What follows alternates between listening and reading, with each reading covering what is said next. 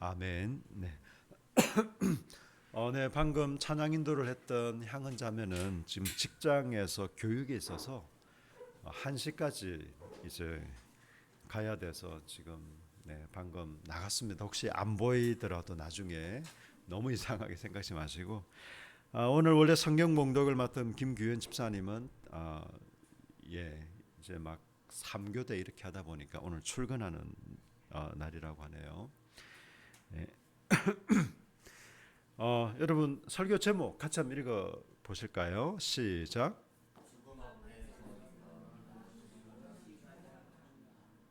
네, 저는 한 번씩 죽음 그리고 우리의 어떤 삶에 대한 설교를 합니다. 이렇게 생각한 지는 한 몇 년 안 되는데요. 우리가 누구나 죽기 때문이기도 하고 또 살아 있을 때 우리가 죽음에 대해서 생각하는 게 정말 필요하기 때문에 그렇습니다. 서양인들의 묘지는 우리나라처럼 저 멀리 산이나 이런 데 있지 않고 동네 한가운데 혹은 교회 뒷마당에 있는 경우가 많습니다. 거기에 어떤 묘비들도 많이 있죠.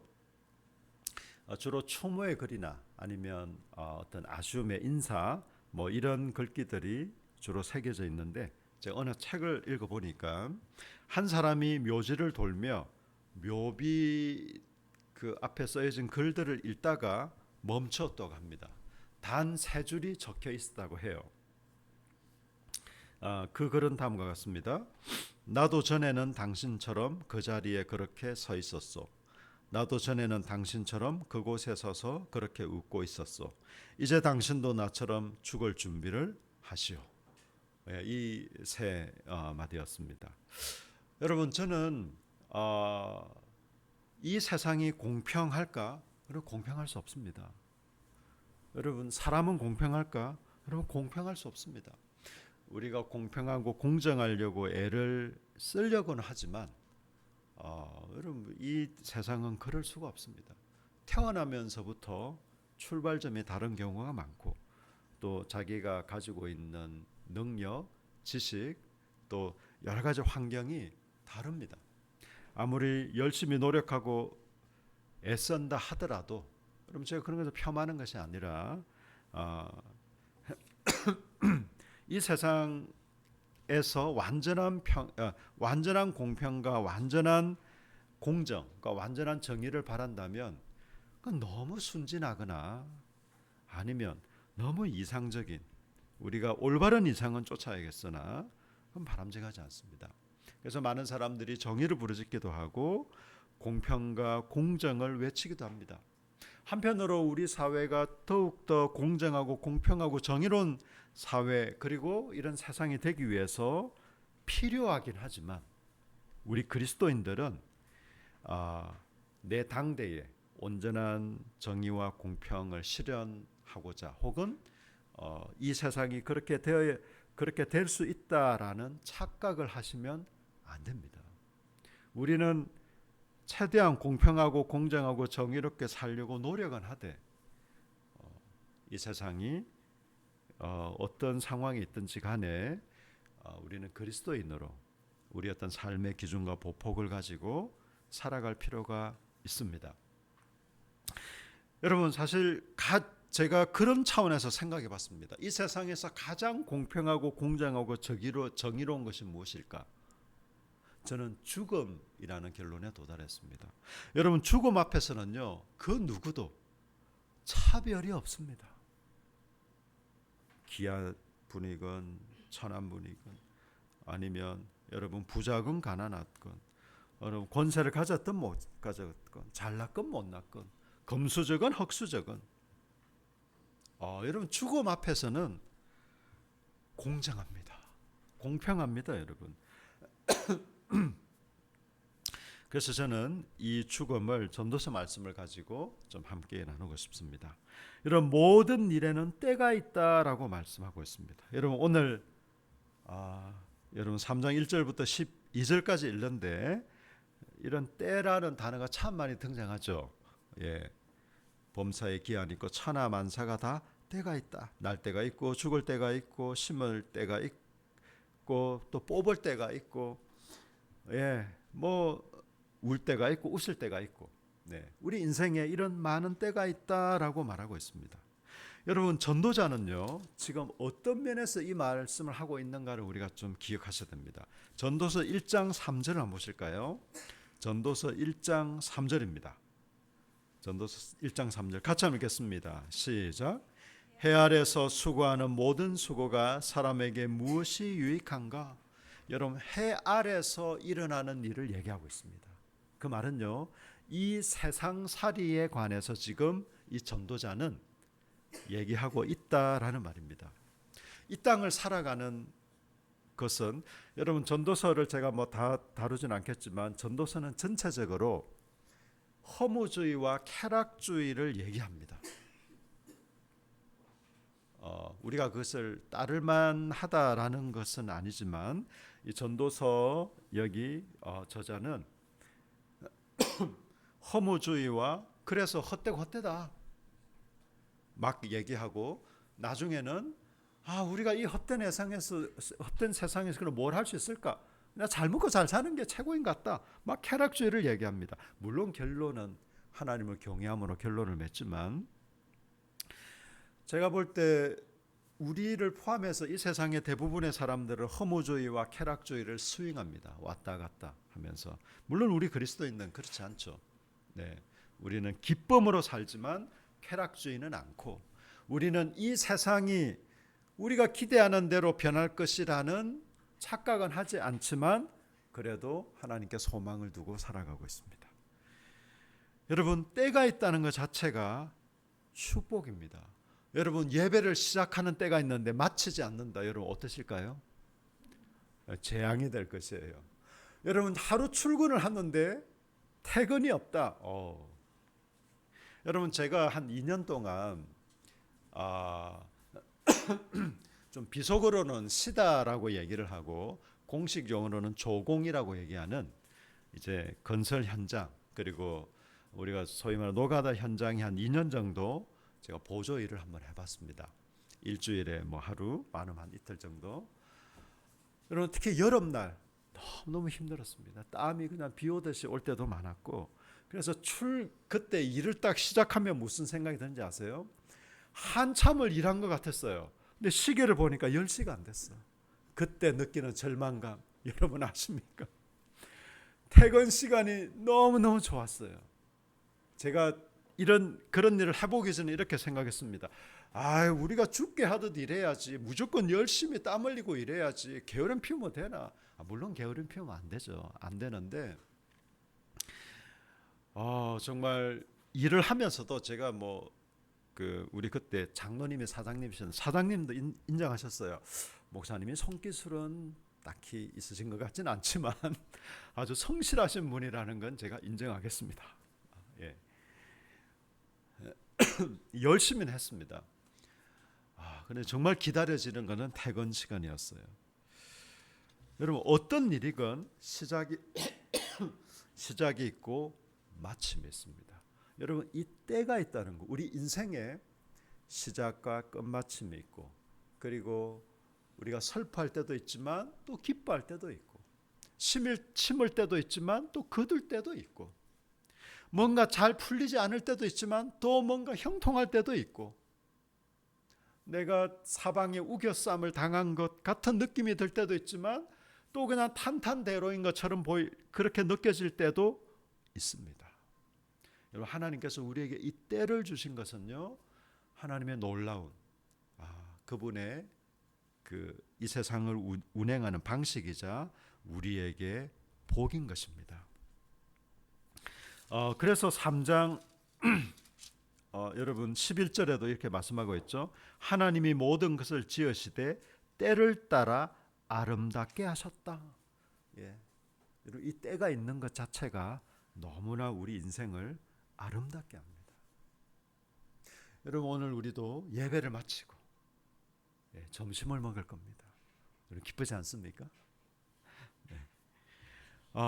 두 번째는요, 영원을 사모하는 마음을 주셨습니다. 여러분, 3장 11절에 이후에 나오는 말씀이 또 사람들에게는 영원을 사모하는 마음을 주셨다. 네. 하나님께서 이 영원을 사모하는, 여러분 웃기지 않습니까? 혹시 여러분 중에 영원을 살아본 적이 있습니까? 여러분, 우리는 경험하지 않은 것을 얘기하고 있는 거예요. 우리는 굉장히 유한한 존재잖아요. 시간도 마찬가지예요. 우리는 시간도 유한한 존재입니다. 영원을 살아보지도 않았음에도 불구하고 경험하지도 못했는데 우리는 영원을 떠올리고 생각하고 또 기대하고 있습니다. 여러분, 영원히 살고 싶은 사람 하면 떠오르는 인물이 누군가요? 네, 진시황이죠. 진시황은 기원전, 그러니까 BC 221년에 중국을 통일합니다. 진나라를 세웠죠. 그리고 이민족의 침략을 대비하기 위해서 만리장성을 썼습니다. 이 중국의 성향이 좀 그런 것 같아요. 외적으로부터 지키기 위해서 만리장성을 썼습니다. 여러분, 로마 제국은 어떻게 했을까요? 정반대로 했습니다. 모든 길은 로마로 통한다라는 얘기를 아시죠? 로마는 오히려 장벽을 없애고 길을 뚫어버렸습니다. 제국이 더 뻗어갈 수 있도록 하기 위해서. 이런 동서양의 좀 차이는 있는 것 같습니다. 어쨌든 이 진시황은 만리장성을 쌓고 화려한 아방궁을 짓기도 했습니다. 그는 불로장생의 약초를 그의 신하들을 통해서 온 세상을 뒤져서 찾으려고 했으나 진시황은 BC 210년 50세의 나이로 죽음에 이릅니다. 아무리 영원히 살고자 해도 살 수가 없죠. 어쨌든 하나님은 우리에게 이 영원히 살고 싶은 마음, 그런 마음을 주셨습니다. 여러분, 우리가 천국에서 영원히 산다라는 것은요, 그냥 우리가 죽었지만 우리의 영혼이 소멸되지 않고 영원히 산다라는 것을 의미하지는 않습니다. 사실 모든 인간은 불멸합니다.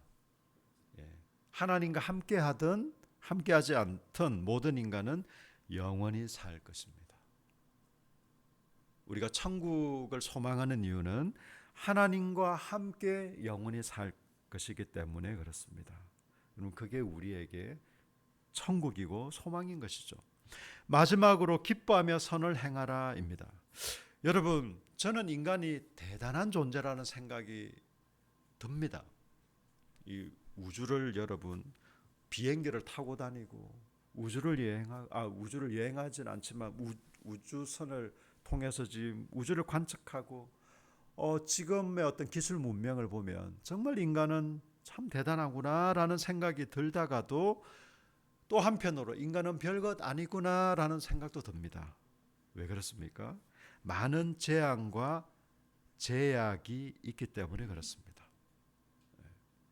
여러분, 세계 제1, 2차 대전이 일어나기 전만 하더라도 인류는 그 당시 사람들은 아주 그냥 세상을 향해서 핑크빛, 굉장히 낙관적으로 생각했습니다. 이렇게 기술 문명이 발전하면 우리 인간은 정말로 이 세상이 유토피아가 될 수 있겠구나. 근데 여러분, 1, 2차 세계대전을 통해서 이런 기술 문명의 발전이 인류를 망하게 할 수도 있겠구나라는 것을 알게 된 거죠. 기술 문명이 발전하면 우리의 삶은 보다 더 편리해지긴 하지만 많은 문제도 발생하긴 합니다. 여러분, 요즘 스마트폰 없는 분 안 계시죠? 스마트폰이 너무너무 편리해요. 사용할수록 참 편리하다는 생각이 듭니다. 요즘 은행 업무를, 물론 이제 은행 창구에 가 사시는 분도 또 꼭 가야 될 경우엔 가지만 웬만한 경우는 다 휴대폰으로 다 합니다. 여러분, 뭐 편지를 쓸 필요가 있습니까? 웬만한 처리도 다 휴대폰으로.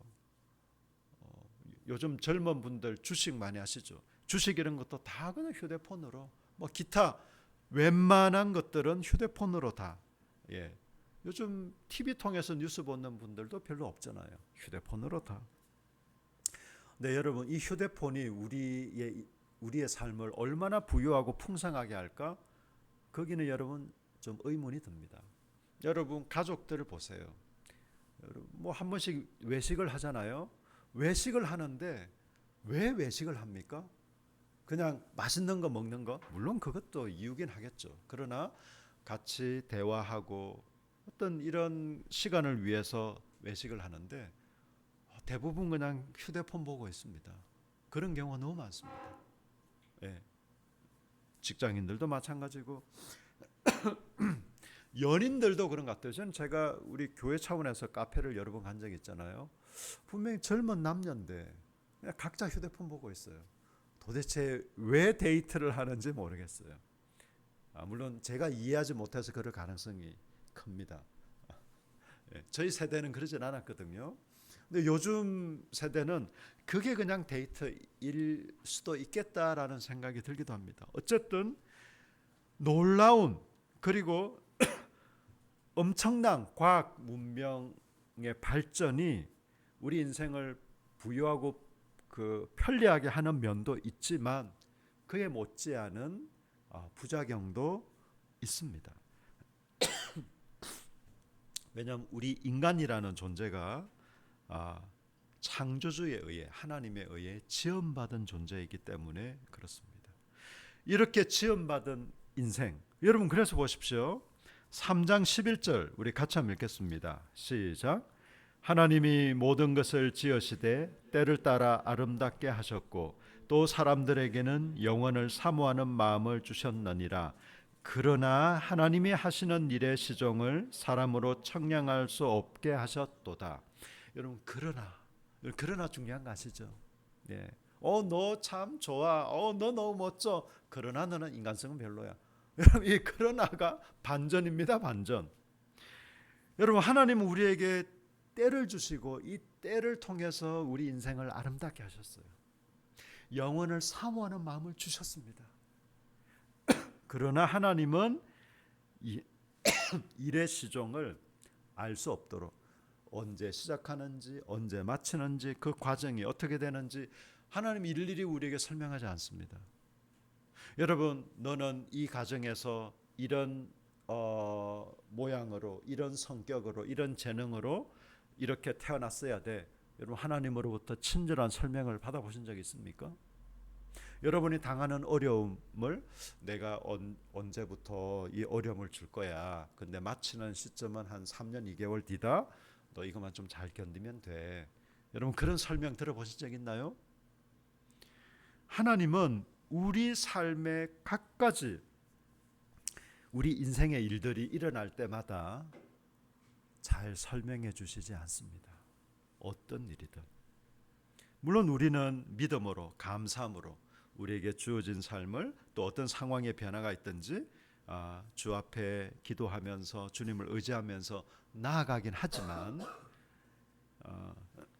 그런 걸 일일이 다 얘기해 주시지는 않습니다. 그래서 한편으로 이 전도자는 좀 절망하기도 합니다. 예. 그렇다면 이런 상황에서 우리는 어떻게 해야 될까요? 뭐야 이거? 하나님 때를 따라 우리를 아름답게 하신다며.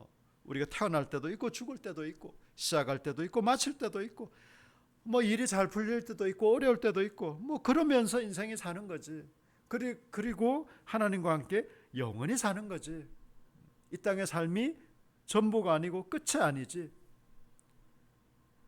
그런데 하나님은 우리에게 이 모든 것을 다 가르쳐 주시지도 않고 설명해 주시지도 않는다라고 전도자는 말합니다. 그럴 때 우리는 어떻게 해야 될까?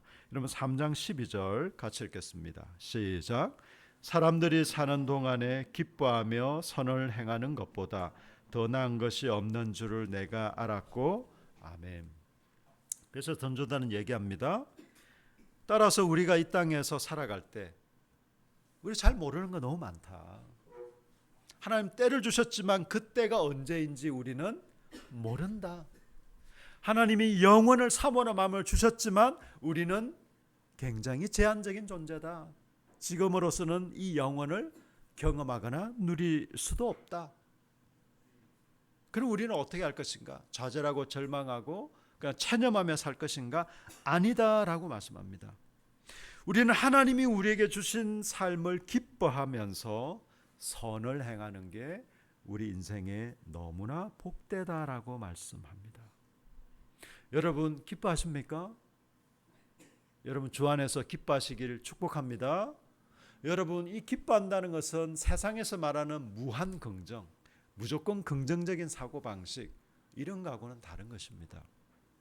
내가 지금 어떤 상황에 있든, 내 마음이 지금 어떻든, 나를 둘러싸고 있는 환경이 어떻든지 간에 하나님이 나의 아버지가 되시고 그분이 나의 피난처와 도움이 되시기 때문에 우리는 그분을 신뢰함으로 안심할 수 있습니다.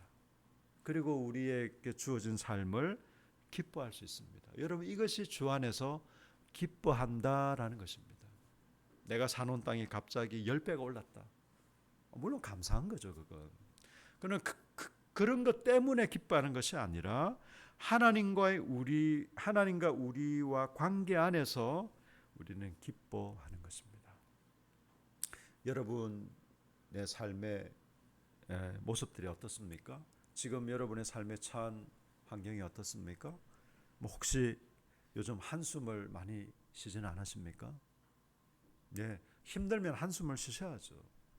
여러분, 슬픈 일이 있을 때는 우셔도 됩니다. 지금 슬픔을 당한 사람한테 기뻐해야지, 너 하나님 안 믿어? 그거 신앙 아닌 것 같아? 그건 종교를 가장한 학대입니다. 그거. 여러분, 장례식장에 사랑하는 가족이 돌아가셨어요. 물론 주님 품에 가셨을지라도 여러분, 어쨌든 육체적으로 이 세상에서는 단절이지 않습니까? 여러분, 그때는 슬퍼하셔야 마땅한 거죠. 그때 슬퍼하는 건 너무나 아름답고 좋은 것이에요.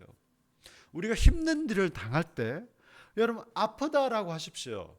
정말 심각한 것은요, 내가 아픈데 아프지 않은 척, 내가 아픈데 아픈 것을 표현하지 않으면요, 나중엔 심각한 병이 됩니다. 그래서 아프면 아프다고 해야 돼요. 힘들면 힘들다고 하는 게 좋습니다. 음사를 피우는 건 좀 그렇긴 하지만 괜찮습니다, 여러분. 그렇다고 우리가 신앙이 없는 거 아닙니다. 그럴 때마다 하나님을 찾고 의지하는 게 오히려 신앙인입니다. 신앙인은 어떤 어려움에도 힘들지 않고 어떤 내 삶의 어려움이 찾아오더라도 굳건한 사람이 신앙이 좋은 사람일까요?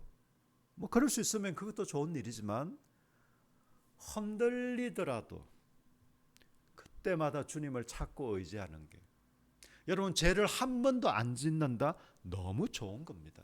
일부러 죄 지으려고 노력하실 필요는 없습니다. 여러분, 죄 짓는 게 혹시 어려우신가요? 2박 3일 금식을 해야만 죄를 한번 지을까 말까 하신 분이 혹시 여기 계신가요? 여러분, 사람은 죄를 왜 짓는지 아세요? 순간의 즐거움이 있기 때문에 죄를 짓습니다. 죄가 너무 싫어 보세요. 누가 죄를 짓겠어요? 어쨌든 여러분, 내가 죄를 짓고 또 짓고 또 짓고 내가 정말 염치가 없어서 이제 하나님 앞에 나아가지 못하겠다. 그게 교만한 거예요. 하나님을 우습게 알고 마음껏 죄 지으라는 말씀이 결코 아닙니다. 죄를 안 지으려고 노력하지만 그럼에도 불구하고 죄를 지었을 때 그때 여러분 얼굴을 두껍게 하시고 주님 앞으로 나아가십시오. 그게 믿음입니다. 믿음. 내가 한 번도 죄를 안 짓고 내가 어떤 어려움에도 흔들리지 않고, 여러분, 그게 믿음일까요? 그렇지 않습니다. 여러분, 하나님을 기뻐하시고 우리에게 주어진 삶을 기뻐하는 게 이 세상을 살아가는 삶의 올바른 태도입니다. 또 하나는요, 선을 행하고, 여러분, 다른 사람을 도와주고 격려하고, 여러분, 제가 지난주에도 말씀드렸죠. 우리 그리스도인의 정체성은 어떻게 하면 내가 좀 더 많은 복을 하나님께 받아낼까 하는 것에 있지 않고, 나를 통해 어떻게 하나님의 복이 흘러갈 수 있도록 할까, 나를 통해 힘들어하고 괴로워하고 참 어떤 체념하는 듯한 사람이 다시 용기를 얻고 힘을 얻을 수 있을까, 나를 통해서 궁핍하고 어려운 사람이 어떻게 격려를 받고 도움을 받을 수 있을까, 나를 통해 어떻게 이 세상을 어떻게 살지 알지 못하고 갈팡질팡하는 이런 상황에서 인생의 참 빛을 발견하고 내가 어떻게 살아야 될지를 깨달을 수 있도록 도와준다면 여러분 얼마나 복된 일이겠습니까? 여러분 자기를 위해 산 사람은 아무도 기억하지 않습니다. 기껏해야 자기 가족 잘 먹고 잘 사는 것으로 끝나버리는 인생이라면 너무나 안타까운 것 아니겠습니까? 여러분 저와 여러분을 통해서 어떻게 하면 하나님의 은혜와 사랑과 복이 흘러가도록 할까? 여러분 저는 우리 교회 공동체가 함께하는 교회가 작은 공동체지만 진실한 관계와 진실한 사랑 또 진실한 교회 공동체를 함께 세우고 만들어 가려고 하고 있습니다. 그러면서 우리 지체들 간의 나눔 중에 우리 함께하는 교회를 통해서 진실한 관계, 진실한 사랑이 뭔지를 알게 됐어요. 공동체가 뭔지 맛보게 됐어요. 이런 고백들을 들을 때 저는 참 감사합니다. 여러분 우리 함께하는 교회가 울산에서 유일하게 입양 가정 사역을 하고 있습니다.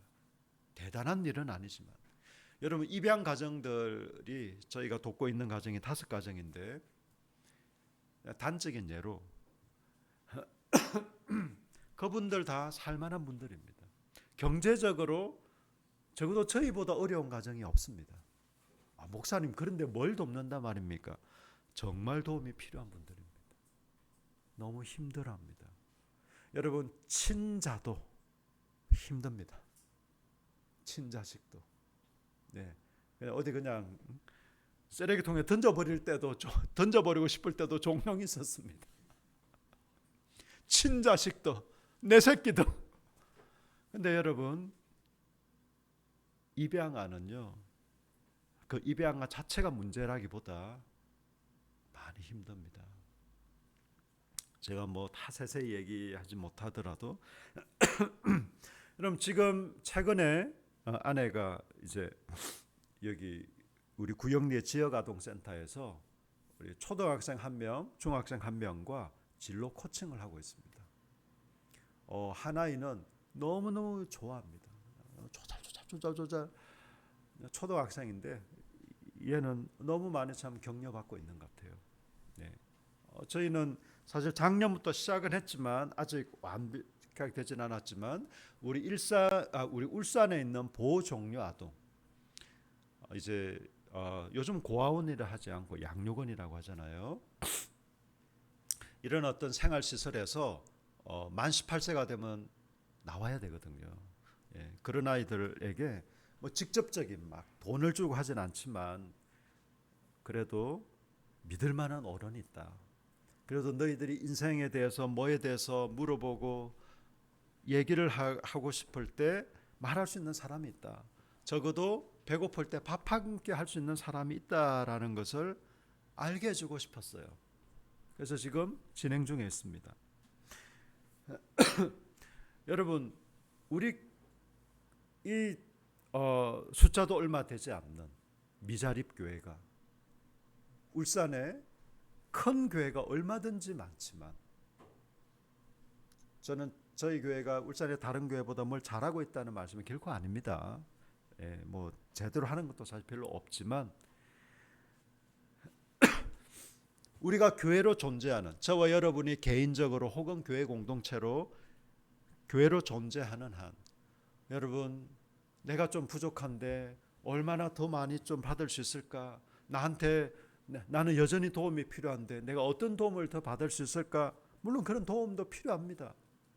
그렇지만 저는 우리가 그리스도인으로 그리고 교회 공동체로 존재하는 것은 여기에 가장 우선순위가 있다고는 생각지 않습니다.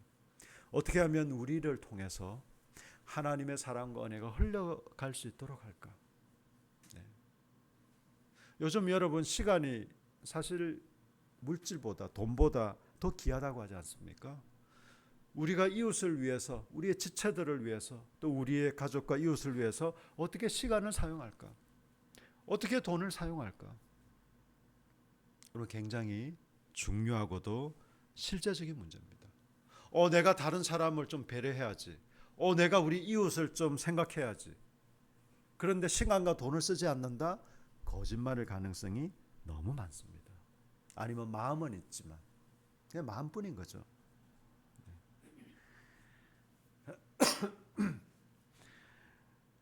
여러분, 이 세상에서 가장 공평하고 공정한 것을 저는 죽음이라고 말씀드렸습니다. 여러분, 사람들은요 이렇게 말합니다. 가장 확실한 것은 내가 살아있다는 것이고 가장 불확실한 것은 내가 죽는다는 것이다 라고 생각합니다. 근데 여러분, 사실 그건 착각이에요. 정반대입니다. 가장 확실한 것은요 내가 반드시 죽는다는 것이고 가장 불확실한 것은 내가 아직 살아있다는 것입니다. 우리는 이런 인생을 살아가고 있습니다. 언제 죽느냐가 중요합니까? 언제 죽느냐보다 훨씬 더 중요한 게 어떻게 살다 죽느냐입니다. 여러분, 어떻게 사시겠습니까? 오늘 전도서 3장 12절은 저와 여러분에게 이렇게 말씀하고 있습니다. 사람들이 사는 동안에 기뻐하며 선을 행하는 것보다 더 나은 것이 없는 줄을 내가 알았다.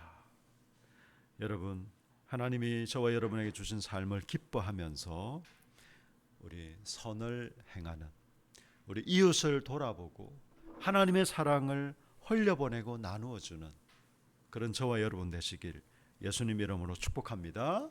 아멘. 우리 함께 기도하실까요? 우리가 이 땅을 살아갈 때 많은 재앙과 또 제약 있지만 우리가 기뻐하며 선을 행하는 삶을 우리가 이 땅 가운데 살아갈 수 있도록 하나님, 우리가 이 허무한 세상에 굴복하지 않고 이 어지러운 세상 가운데 크기에 그냥 목을 메고 살지 않고,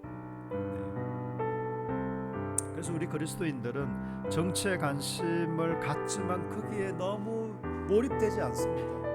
여러분, 이 세상살이는 늘 그때마다 상황마다 변합니다. 우리는 거기에 목을 메고 사는 사람들이 아닙니다. 하나님, 영원한 하나님, 우리 아버지 되신 그분의 말씀을 따라 믿음으로 살아가는 게 이 땅에